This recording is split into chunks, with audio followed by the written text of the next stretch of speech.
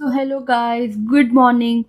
तो आज मैं आपके लिए एक नया सब्जेक्ट लेके आई हूँ विद न्यू टॉपिक, जिसका नाम है इंट्रोडक्शन टू इन्वेस्टमेंट। हम फर्स्ट चैप्टर करेंगे और ये सब्जेक्ट है IAPM, investment analysis and portfolio management.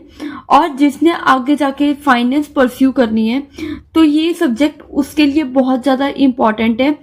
Till basic से लेके हम आगे स्टेप बाय स्टेप सारे टॉपिक्स इसमें कवर करेंगे कि इन्वेस्टमेंट क्या है, टाइप्स ऑफ इन्वेस्टमेंट प्रोसेस, सारा कुछ करेंगे, ऑब्जेक्टिव्स वगैरह। तो हम स्टेप बाय स्टेप अब शुरू करते हैं। जो जो मैं आपको मार्क करवाऊंगी या फिर जितना मैं आपको पढ़ाऊंगी बस उतना पढ़ना, एक्स्ट्रा आप कुछ मत करना, ठीक है। आइए चलो हम अब स्टार्ट करते हैं कि इन्वेस्टमेंट फर्स्ट बेसिक क्या है, इन्वेस्टमेंट क्या होता है। अब इन्वेस्टमेंट क्या है? An investment is the expenditure which is made for the purpose of future consumption. अब यहाँ पे मैंने एक ब्रैकेट लगाया है ताकि आपको जब भी आप लर्न करो तो आपको समझ आ जाए कि फ्यूचर कंजम्पशन है, इसमें फ्यूचर वेल्थ है। तो ऐसे इसको आप एक मतलब कि वर्ड से आपको समझ आ जाए कि मैंने क्या सेंटेंस बोला था, ठीक है। तो अब ये एक इन्वेस्टमेंट एक ऐसा एक्सपेंडिचर है जिससे कि हम अपनी फ्यूचर कंजम्पशन को देखते हैं। हम इन्वेस्टमेंट क्यों करते हैं कि हमारी जो वेल्थ क्रिएशन है वो बढ़े, कैपिटल मैक्सिमाइजेशन ज्यादा से ज्यादा हो, ठीक है। तो फ्यूचर कंजम्पशन और फॉर द क्रिएशन ऑफ हमारी जो वेल्थ है, फ्यूचर वेल्थ, वो आगे जाके रिटर्न इतना मैक्सिमाइज हो जाए या हमें प्रॉफिट इतना मिले कि जो हमारी वेल्थ है वो मैक्सिमाइज हो जाए आने वाले फ्यूचर में, ठीक है। In finance, an investment denote the monetary asset which is purchased with an intent of providing income in the future। अब इन्वेस्टमेंट एक ऐसी चीज है, एक मॉनेटरी एसिड है जो कि मनी से जुड़ा है, ठीक है। हम उसको कब परचेज करते हैं? With providing income in the future, क्योंकि वो हमें एक इनकम प्रोवाइड करता है। हर मंथ एक छोटा छोटा हमें रिटर्न आता है उसके ऊपर, ठीक है। तो उसे बोलते हैं इन्वेस्टमेंट, जिससे कि हम अपना फ्यूचर का बेनिफिट सोच के चलते हैं कि हमें आगे जाके हमारा जो वेल्थ है वो मैक्सिमाइज होगी, ठीक है। तो it may also be acquired with the purpose of capital appreciation and selling it later at the higher price, कि एक बारी हमने इन्वेस्टमेंट कर ली, ठीक है, फिर आगे जाके जब कैपिटल एप्रिशिएट होगी, जब हमारा पैसा बढ़ जाएगा तो हम उसको हायर प्राइस पे आगे सेल कर सकते हैं, ठीक है। इन दिस वे इन्वेस्टमेंट एक ऐसा प्रोसेस है वेयर एडवांस और अ लोन इज प्रोवाइडेड, जहां पे आपको एडवांस या फिर लोन प्रोवाइड किया जाता है। It may also involve offering equity और debt capital to a business unit, कि आपका किस तरह का रिस्क रहेगा उसके हिसाब से आपको रिस्क या डेट की फॉर्म में आपको दिया जाता है कैपिटल, ठीक है, टू दी बिजनेस यूनिट, कि कैसा बिजनेस यूनिट है और कितनी आपकी रिस्क एबिलिटी कैपेसिटी है कि आप रिस्क ले सकते हो, ठीक है। Investment is activity which offer fund with the intent of repaying the benefit in the form of capital appreciation or interest in the future। जो भी हमें जैसे रिटर्न्स आते हैं या फिर हमें कोई भी मतलब कि इंटरेस्ट आता है तो उसे क्या कहते हैं कि जो हमारी कैपिटल है, जो हमारी वेल्थ है वो मैक्सिमाइज हो रही है, कैपिटल की एप्रिसिएशन हो रही है, तो ये उसके बेनिफिट होते हैं अगर आप इन्वेस्टमेंट करते हो, ठीक है। In broader sense the process of investment involve sacrificing the present use of money to secure it for the future। अब आप क्या करते हो? इन्वेस्टमेंट एक तरह की सेविंग होती है, एक आप मतलब प्रेजेंट को, आप अपने प्रेजेंट के पैसों को सेक्रीफाइस करके आगे के लिए, फ्यूचर के लिए सेव करते हो, तो उसे बोलते हैं कि जो आपका फ्यूचर मनी है वो सिक्योर है for the future use. The main attribute of this process are time and risk, कि आप कितने टाइम के लिए लगा रहे हो और उतना ही रिस्क उसके ऊपर डिपेंड करेगा। सपोज अगर आप 3 साल के लिए लगाते हो तो रिस्क उतना ही आपका कम होने लग जाता है जितने टाइम के लिए आप लगाते हो। जितना आप कम समय के लिए लगा रहे हो उतना रिस्क ज्यादा बढ़ता रहता है, ठीक है। तो ये एक एट्रीब्यूट है टाइम एंड रिस्क का, जो कि इंटरडिपेंडेंट है आपस में भी। The sacrifices are made in the real time and hence are real while the reward are in future and thus are uncertain। कि हम एक तरह का सेक्रीफाइस करते हैं यहाँ रियल टाइम में, और जो हमें रिवार्ड मिलने होती है या फिर हमें कोई बेनिफिट मिलता है इन्वेस्टमेंट पे या रिटर्न के तौर पे या इंटरेस्ट के तौर पे, उसे बोलते हैं रिवार्ड मिलेगा हमें फ्यूचर में। दस वो कुछ भी हो सकता है, हमें प्रॉफिट भी हो सकता है, लॉस भी हो सकता है। इट डिपेंड अपॉन द, मतलब कि आपका स्टॉक या शेयर कैसा है, एक पर्टिकुलर कंपनी का कैसा चल रहा है मार्केट कंडीशंस के अकॉर्डिंग। ठीक है, तो ये था इन्वेस्टमेंट क्या है।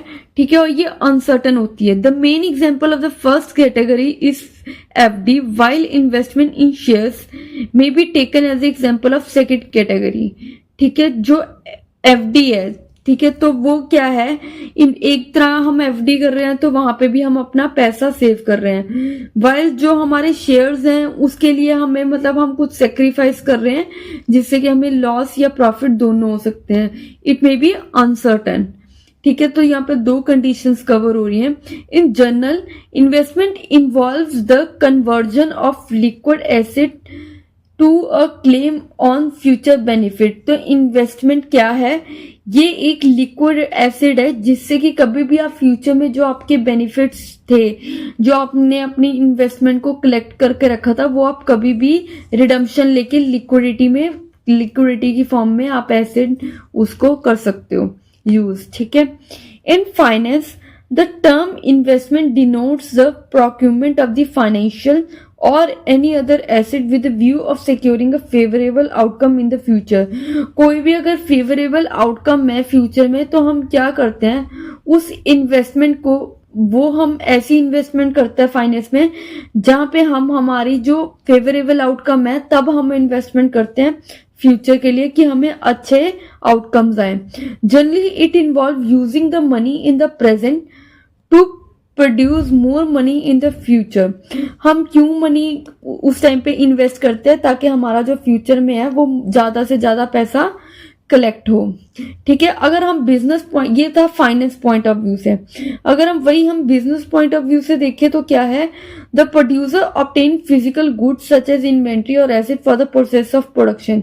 जो बिजनेसेस हैं, बिजनेसेस में प्रोड्यूसर हैं जो कि एक गुड को बना रहे हैं, एक प्रोडक्ट को बना रहे हैं, तो उसके लिए फिजिकल गुड्स और इन्वेंट्री इंपॉर्टेंट है। क्यों, ताकि जो प्रोसेस ऑफ प्रोडक्शन है उसका कभी रुके ना और वो कंटिन्यूटी में स्मूथ फ्लो ऑफ प्रोडक्शन होता रहे। ठीक है, एक ये छोटी सी डेफिनेशन दी है। According to Oxford dictionary, investment क्या है, investment means the investing of the money. Simple words में आपने अगर डेफिनेशन लिखनी है तो आप ये छोटी सी डेफिनेशन लिखा ना, जिससे कि आपका पेपर इंप्रेसिव लगेगा।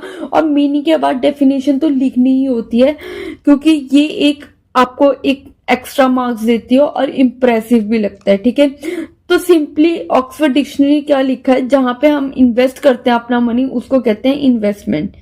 ठीक है, अब हम इसके करेंगे ऑब्जेक्टिव्स क्या हैं। तो मैं आपको बहुत कम करवा रही हूँ ताकि आपको फर्स्ट थोड़ा समझ आ जाए बेसिक।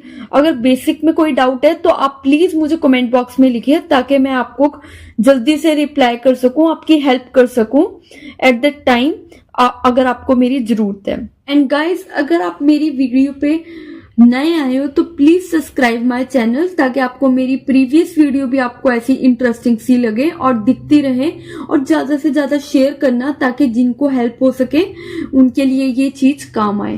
ठीक है, अब हम करते हैं ऑब्जेक्टिव्स ऑफ इन्वेस्टमेंट क्या है। फर्स्ट पॉइंट क्या है, मैक्सिमाइज करंट इनकम। अब क्या है, जब भी हम इन्वेस्टमेंट करते हैं तो वो क्या है, जब हमें उसके ऊपर इंटरेस्ट मिलता है, हमारी जो पैसे हैं वो डबल होते रहते हैं। डबल इन द सेंस हमारी जो हमारा मनी है वो कंपाउंड होती जाती है हमारी इनकम।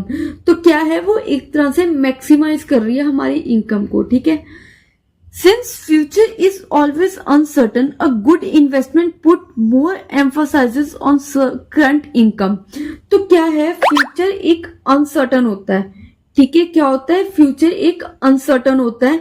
जब हम एक अच्छी इन्वेस्टमेंट करेंगे तो वो क्या होगा, हमारी जो करंट इनकम है वो ज्यादा बढ़ती रहेगी। ठीक है, अगर हमें नहीं पता कि फ्यूचर कैसा है, तो वो धीरे धीरे करके हमारी इनकम एक सेविंग के तौर पे बढ़ती रहेगी।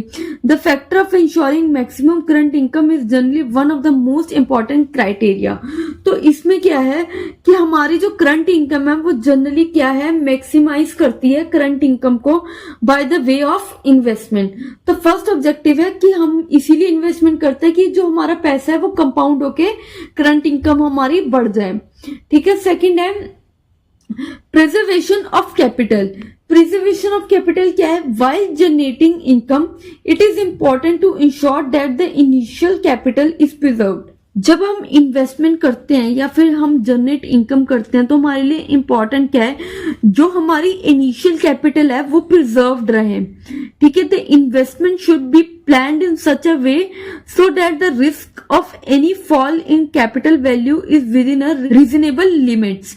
कोई भी हमारा एसेट है, ये कैपिटल है, ठीक है, तो हम क्या करेंगे, जो भी उसका रिस्क है हम सोचेंगे कि जो कैपिटल वैल्यू है वो रीजनेबल लिमिट से ही हमारी फॉल होनी चाहिए, उतना रिस्क हम ले सकते हैं, उससे ज्यादा हम रिस्क नहीं ले सकते, ताकि जो हमारी कैपिटल है वो सिक्योर्ड रहे, प्रिजर्व्ड रहे, उसकी जो कैपिटल वैल्यू है वो नहीं गिरे। ठीक है। तो हमने ये चीज ध्यान में रखनी है।